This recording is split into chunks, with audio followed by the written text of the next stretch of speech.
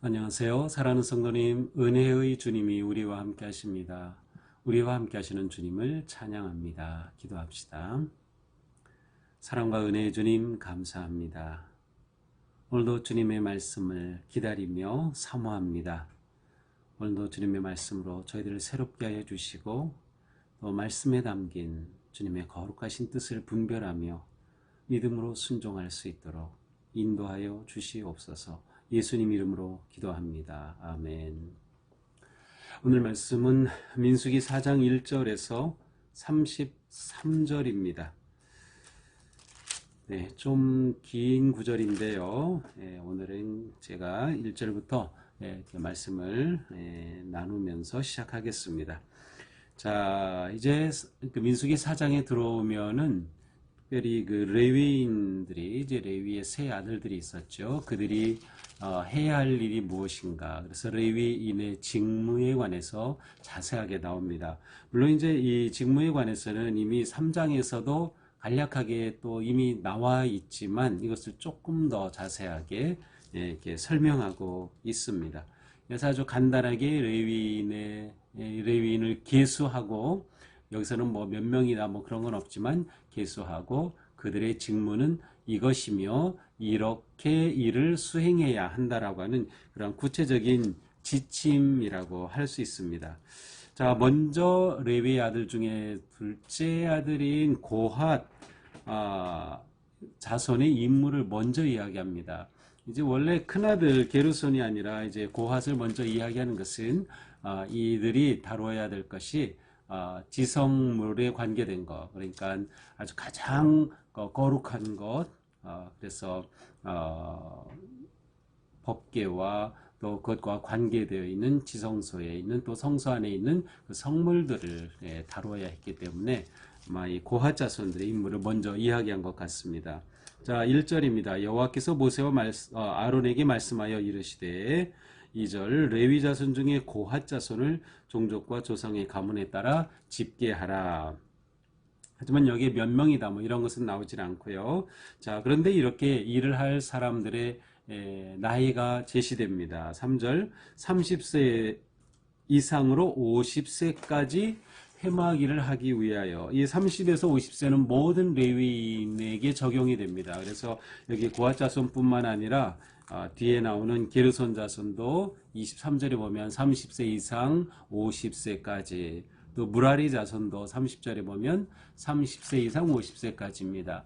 자, 왜 30세일까요? 사실 이제 8장에 가서 보면은 또 다른 표현이 나오는데 여기 8장 제가 가서 볼까요? 예, 8장에서 보면 24절에 이런 표현이 나옵니다. 레위인은 이같이 할지니 곧 25세 이상으로는 회막에 들어가 복무하고 봉사할 것이요 50세부터는 그 일을 쉬어 봉사하지 아니할 것이나. 예, 오늘 본문에서는 이제 30세에서 50세까지 하고 은퇴하는 것인데 뒤에 8장에 가서 보니까 25세로 되어 있어요. 그래서 아마도 이것은 이제 25세에는 요즘으로 말하면 인턴인 거죠. 그래서 견습생처럼 25세부터는, 그래서 30세까지 훈련받고 견습 기간을 거친 후에 30세부터 50세까지 하는 겁니다. 이 레위인들이 하는 일을 보면 이것은 굉장히 육체적인 노동입니다. 따라서 이것은 육체적인 힘을 필요로 하는 것이에요. 그런데 이것만이었다고 하면 굳이 30세로 할 이유는 없어요. 왜냐하면 30세, 25세, 20세도 팔팔한 청년 힘이 더 세죠. 그러나 30세로 한 것은 단지 육체적인 노동만이 아니라 성숙함이 필요했기 때문입니다. 그래서 30세부터라고 생각이 돼요. 또 50세에 이렇게 은퇴하는 것은 이것이 육체 노동을 필요하는 것이기 때문에 이 당시 50세 이상이면 이제 노인으로서 육체 노동에 힘든 그러한 나이라고 이제 생각이 되었던 거죠. 자, 30세에서 50세까지 이제 회막일을 하도록 합니다. 자, 먼저 이제 고핫 자손은 지성물을 다루게 됩니다. 4절에 보니까 고핫 자손이 회막 안의 지성물에 대하여 할 일은 이러하니라. 자, 지성물 하면은 보통 이제 지성소와 그 성소 내부에 모두 7가지의 성물들이 있습니다. 여기에 보면은 뭐, 회막, 가로막은 그 지성소와 성소 사이에 그 회막이 있고, 그 막이 있고요. 그 다음에 뭐 증거궤, 진설병상, 떡상이라고도 했죠. 그 다음에 뭐 등잔대, 또 분향을 드리는 분향단, 뭐 번제단, 물두멍, 물론 이제 물두멍은 이제 그 성막 밖에 있지만 이제 이러한 것들을 지성물들이라고 합니다. 그러나 이 중에서 이제 여기서 말하는 지성물은 가장 거룩하게 여겨지는 4가지를 의미합니다. 그것은 증거궤, 진설병상, 그다음에 등잔대, 분향단 이 4가지죠. 자, 이러한 것들을 이동하고 하는 것은 전부 고아자손이 하지만 이동할 수 있도록 이 지성물을 포장하는 것. 왜냐하면 이 지성물을 직접 들어야 되잖아요. 만져야 되죠. 그래서 이것을 포장하는 일은 아론과 그의 아들들이 제사장이 해야 했습니다. 그래서 5절에 보니까 아론과 그 아들들이 먼저 들어가서 이러한 지성물들을 다 포장하는 것입니다. 휘장을 걷고 증거궤를 덮고 6절에서는 해달의 가죽으로 덮고 순청색 보자기를 덮은 후에 채를 꿰고 자, 이 증거궤를 움직이기 위해서 그 위에 이렇게 덮어요. 이 순청색 보자기 위에 해달의 가죽 이렇게 여러 가지로 덮어요. 이렇게 덮어서 채를 꿰고 이 증거궤는 양쪽 그 모퉁이에 고리가 있어서 채를 꿰어 운반하게 되어 있죠. 자, 그런데 여기에 보면 이제 오늘 본문에 색깔이 나와요. 6절에서는 순청색, 7절에서는 진설병의 상에는 청색 보자기, 예, 또 어디가 색이 나와요? 8절에서는 홍색 보자기를 그 위에 펴고 또 쭉 가다가 13절에 보니까 자색 보자기를 덮고 그래서 순청색, 청색, 홍색, 자색 이렇게 돼 있어요. 근데 이것은 거룩하게 여겨지는 순서입니다. 가장 거룩한 것에는 순청색을 먼저 덮어요. 그 다음에 청색, 그 다음에 홍색, 그 다음에 자색입니다. 여기 이 순청색이라고 하는 색의 실제로 무슨 색깔인지는 모릅니다. 그냥 단어만 나오는 거라고 볼 수 있는데 요즘은 이제 학자들이 아마도 이것은 이제 보라색이 아닐까 보통 이렇게 생각을 합니다. 보라색. 이것은 그 당시 굉장히 얻기가 힘든, 정말 얻기 힘든 그런 색깔이었어요. 왜냐하면 이제 자연 속에서 이 어떤 그 식물이나 또 그 제가 찾아본 것에 의하면은 그 조개를 통해서 이렇게 이 색깔의 그 염료를 얻었다고 하는데요. 순청색이라고 생각되는 이것은 얻기가 그만큼 어려운 것이었다. 그래서 아마 보라색으로 보통 이제 추측을 합니다. 어쨌든 이렇게 색깔별로 구별해서 아론과 제사장들이 이러한 지성물, 증거궤, 분향대, 그다음에 뭐 진설병 이런 것들을 포장을 해죠. 왜 포장합니까? 광야 생활할 동안에는 이동해야 됩니다. 이동하고 멈춰 있다가 물론 그 기간이 멈추는 기간이 오래 되기도 해요. 그렇지만 하나님의 명령이 떨어지면 구름 기둥과 불 기둥으로 인도하실 때 그들은 즉각적으로 포장을 하고 이동을 하고 또 설치를 해야 됐어요. 근데 이렇게 포장하는 작업은 제사장들이 하는 거죠. 그리고 나면 이제 고앗 자손들이 포장한 것을 이동하는 것이죠. 자, 바로 그 내용이 이제 쭉 나오고 있습니다. 8절에 보니까 홍색 보자기를 그 위에 펴고 해달의 가죽으로 덮개를 덮고 채를 꿰어라. 계속 같은 얘기죠. 10절에는 등잔대를 그렇게 하라. 또 11절에는 제단을 그렇게 하라. 12절 성소에서 봉사하는 데 쓰는 모든 기구를 취하여 성소에서 봉사하는 데 쓰는 모든 기구 이외에도 그 많은 기구들이 있었어요. 삽도 있었고요. 또 이렇게 재를 옮기는 그릇도 있었고요. 다양한 그러한 많은 그러한 기구들이 있었어요. 근데 이러한 것들을 잘 포장을 하고 싸는 것입니다.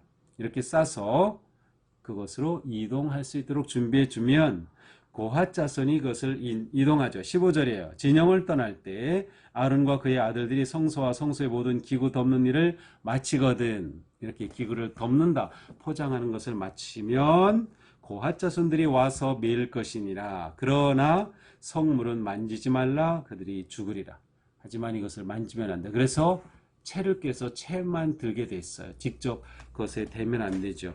그렇지만 사무엘하 6장에 가서 보면은 다윗이 처음으로 이 법궤를, 이 블레셋에 뺏겼던 법궤를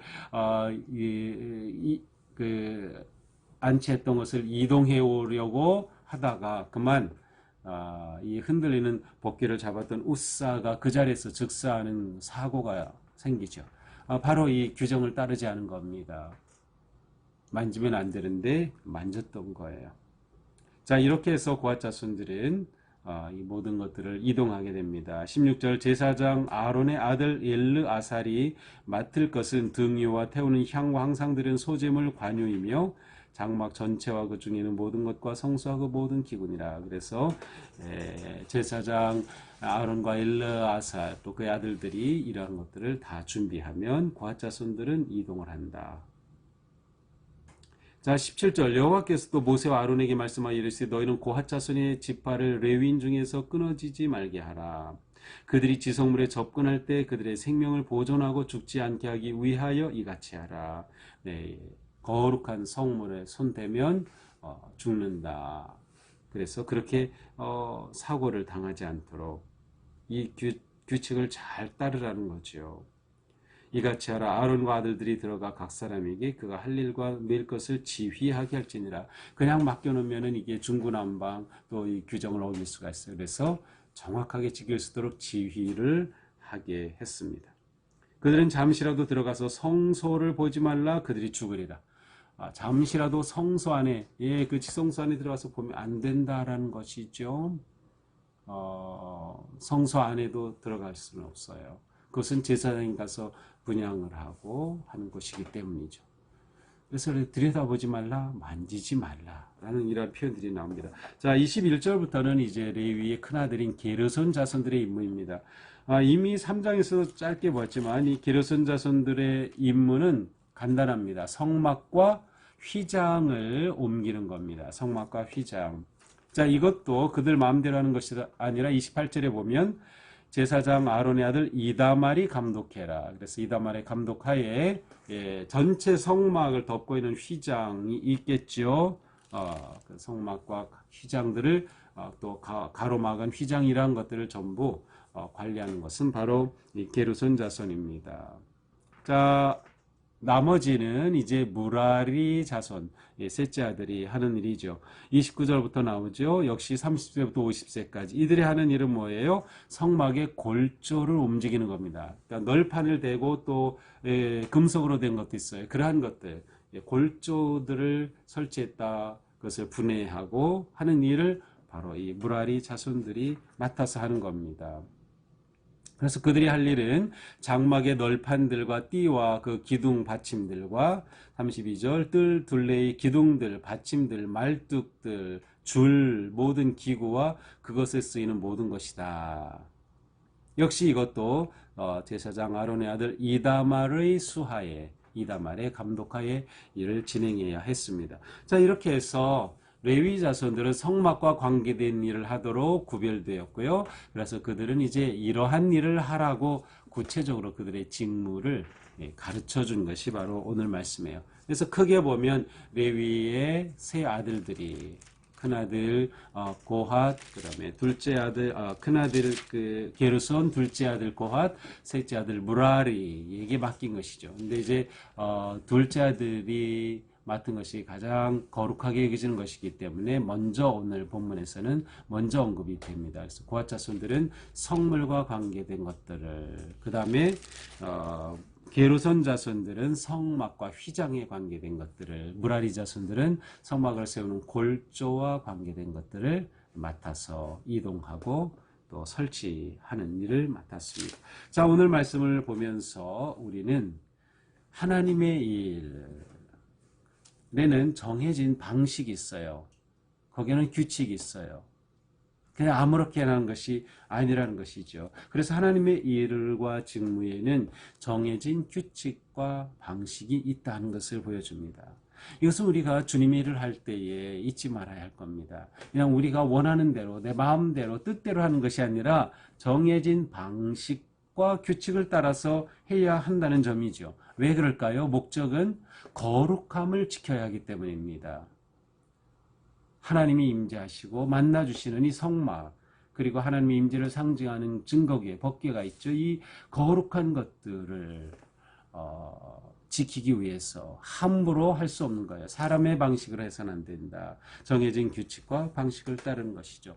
또한 이를 신속하게 바르게 하기 위해서, 이게 중요하죠. 신속하면서도 바르게 하기 위해서입니다. 그래서 우리가 신앙생활할 때에 신앙의 방식을 따라야 한다는 것을 우리는 기억해야 돼요. 신앙생활은 신앙의 방식을 따라야 합니다. 신앙의 방식은 뭘까요? 곧 우리에게는 하나님이 주신 말씀이죠. 우리에게 주신 삶의 방식이 말씀에 다 담겨 있어요. 그래서 하나님의 법을 따라야 한다.